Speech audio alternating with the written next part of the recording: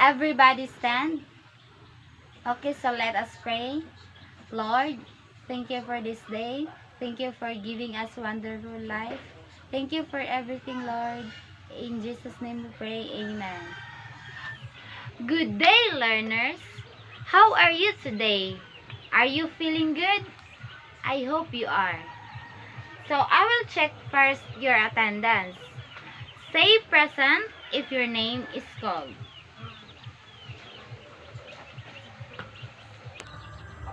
Okay, class. I have here a 4-column 1, 2, 3, and 4. So in every column, I put a star. So you are going to behave in your row so that your stars will remain. Because if you do not behave, the stars will be given to the other group who behave in this class. So I want you to listen carefully to our discussion for today. So before that, we will be having an activity.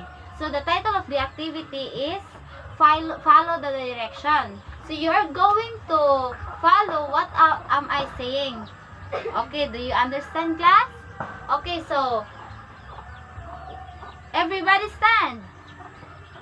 Okay, so raise your right hand. Okay, how about your left hand? Okay, class, so hands down. Okay, stamp your feet 3 times.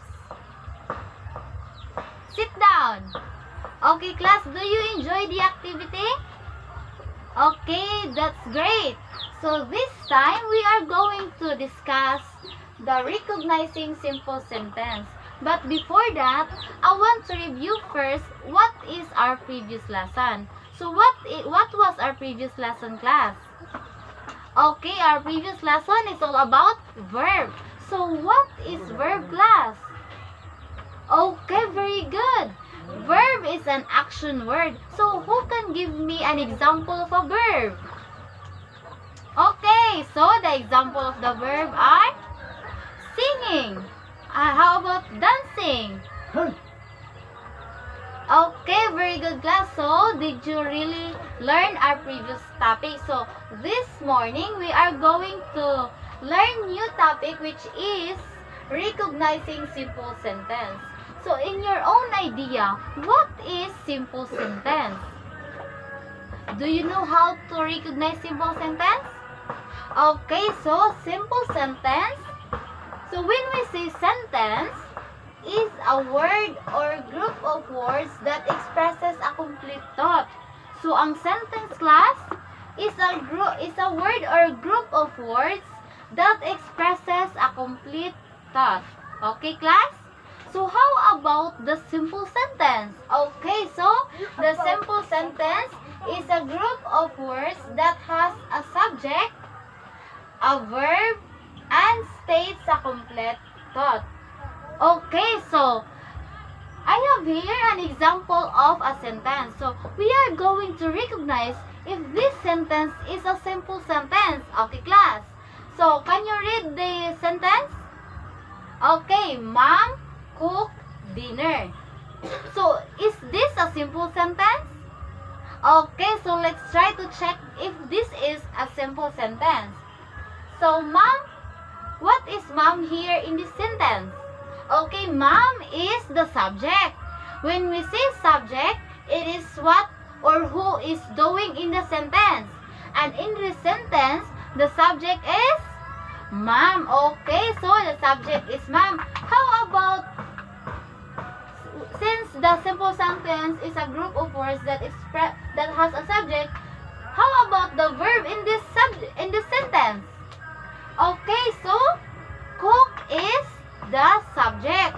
So when we say verb, it is what the subject is doing. Okay, and in this sentence, cook is the verb. Okay, very good, class.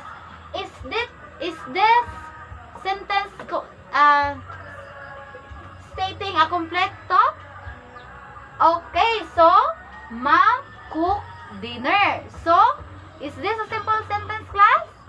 Okay, so This is an example of a simple sentence because it has a verb which is ma'am, it has a subject which is ma'am, and a verb which is cook, and it's stating a complete thought. Okay, very good class. So this morning we are going to recognize simple sentence. So I have prepared here 5 examples of a sentence. So we are going to check if it is a simple sentence or not.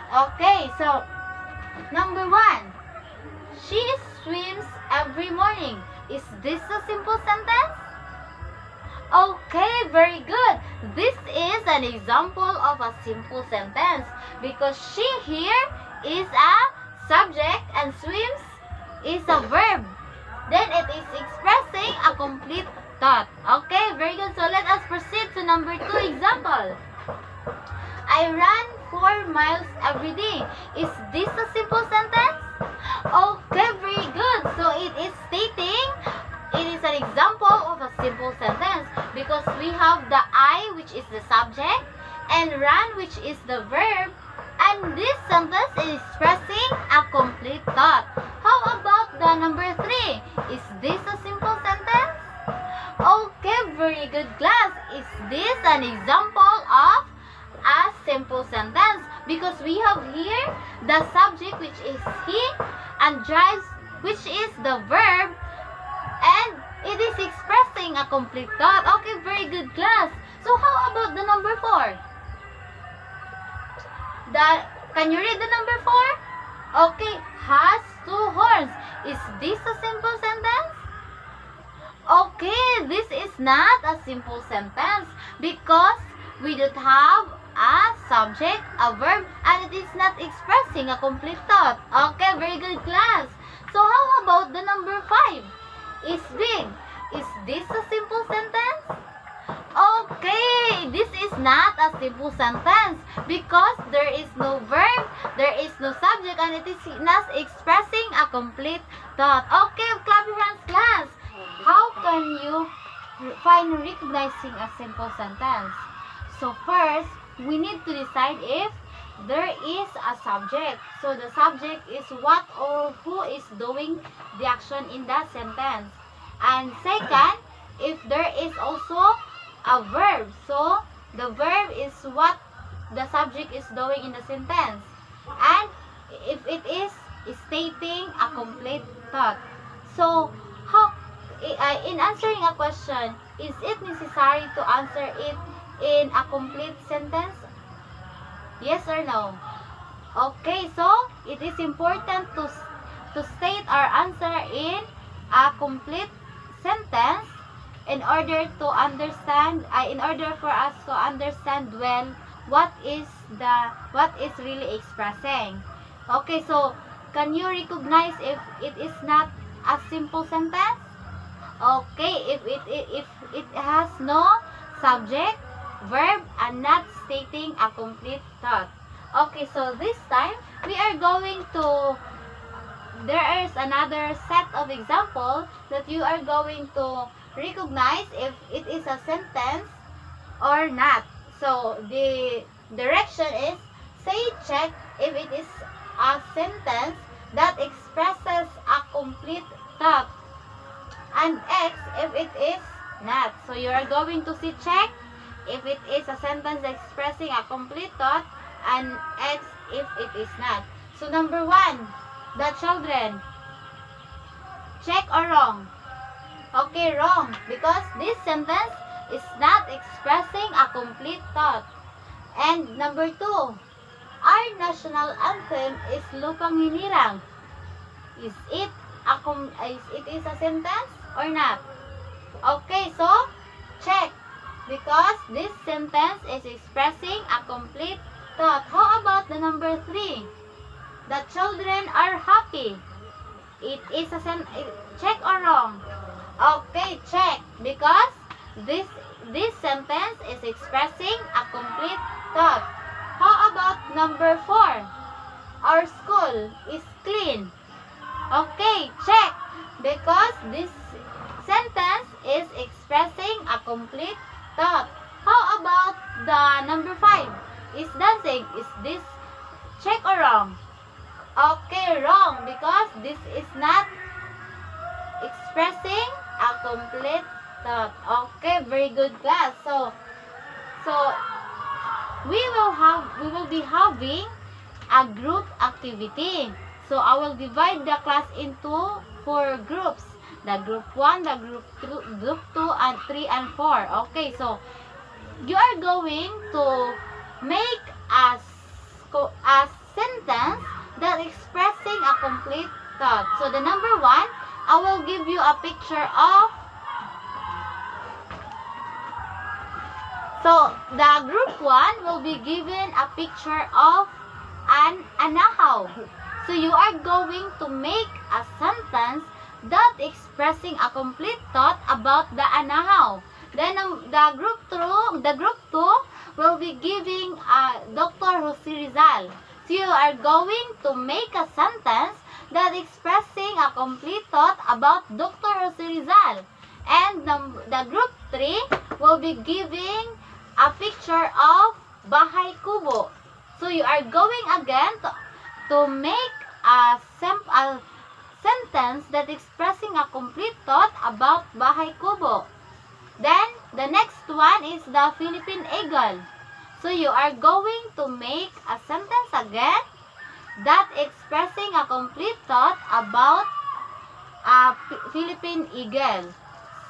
So I will give you 3 minutes to make a sentence that expressing a complete thought according to what the picture that has given to you. Okay, class?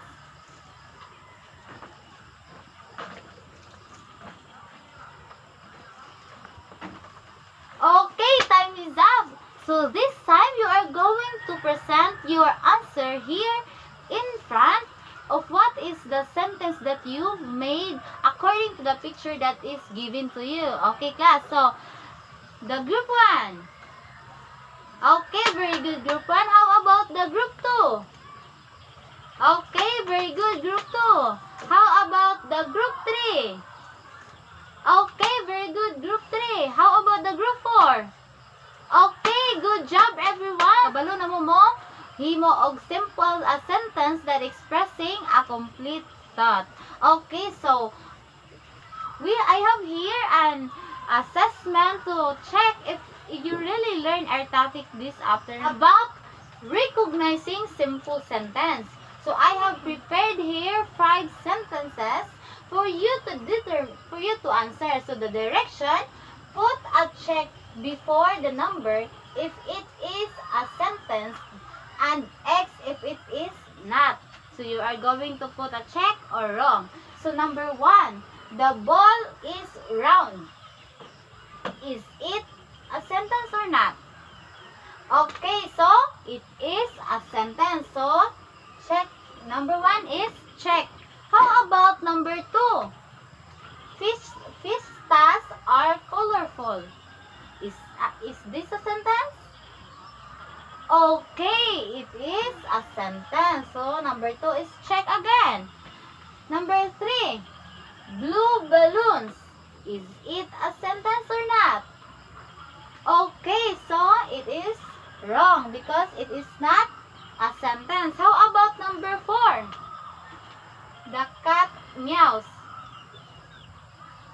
Okay, it is a sentence. So number 4 is check. How about number 5?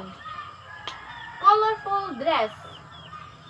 Okay, X because this is not a sentence. So number 1, the ball is round is a sentence. Number 2, vistas are colorful. It is a sentence. Blue balloons is not a sentence. The cat meows is a sentence. Colorful dress is not a sentence. Okay, very good, class. That's all for today. Goodbye, class.